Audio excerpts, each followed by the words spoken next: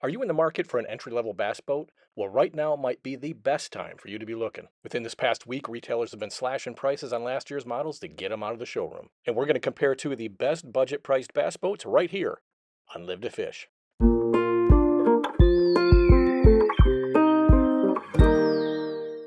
Hey everybody, welcome back to Live to Fish, and in the past two videos we went over a few things. One, we went over the budget boat review on the Bass Tracker Classic XL, and also a review of the Tracker Pro 170. And the purpose of those videos was to introduce you to a couple models that would run you around $200 a month or less for the monthly payment. And when I showed you some of the deals on the Bass Tracker Classic XL, I showed you how the 2024 model was being clearanced out for $16,199. Now, while that's a pretty good deal, this past week they just dropped it down to $15,999.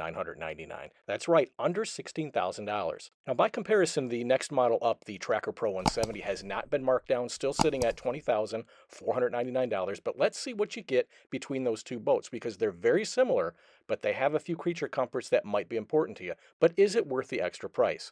For purposes of the side-by-side comparisons and presentation, I'm going to have the base model, the Bass Tracker Classic, at the bottom and the Pro 170 on the top. Statistically, these boats are identical as far as size and as far as how they're designed, but it's where maximum person capacity comes in that it changes. Here for the Classic XL, it's 3 persons maximum, 555 pounds maximum weight.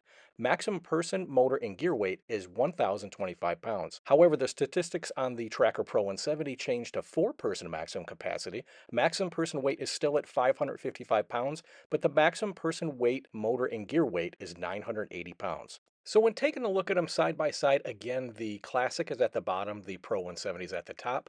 Looking at them side by side, I really can't see the deck configuration, how it really allows for 4 persons max in the Pro and only 3 in the Classic. I guess there is a little bit more seating there with the bench between the two cockpit chairs, but other than that, I really don't see much of a difference. There is a lot less room, though, inside the cockpit between the Classic at the bottom and the 170 up top. So if we were just comparing apples to apples here, 3 persons on each boat, obviously the Classic has a lot more room in the cabin, and the 170 is definitely a lot less roomy for all the gear you're going to need, especially for 3 people. And while there's a lot more deck space up front on the 170, if you compare it to the Classic down below, you can kind of see how the front seat sits a little bit farther back in the Classic, leaving a little bit more room to control that trolling motor.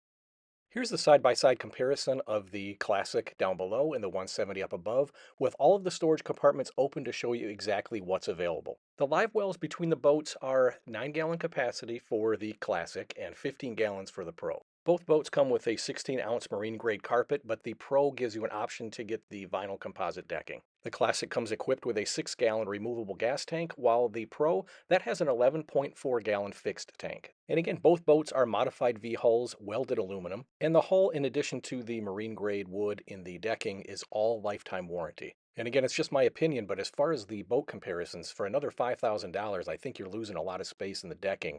You're gaining a lot in the front, but you're not getting a lot in the actual cockpit area where you can store equipment. And coming from a guy that just happened to win a tournament last year from the back of the boat, well, the Classic definitely has more room in that department as well. And again, aesthetically, you're looking at the 170 has a little bit better upgrade when you're talking about that composite flooring, and also it has a few more instrument gauges on the dashboard. But I'm curious to hear from you. Do you own either one of these boats, either the 170 or the Classic XL?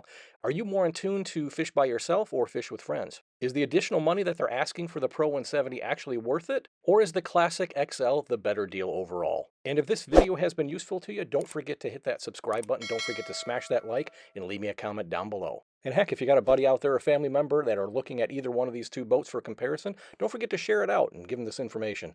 So until next time, thanks for watching, be safe, be well, and as always, live to fish. Tight lines, everybody.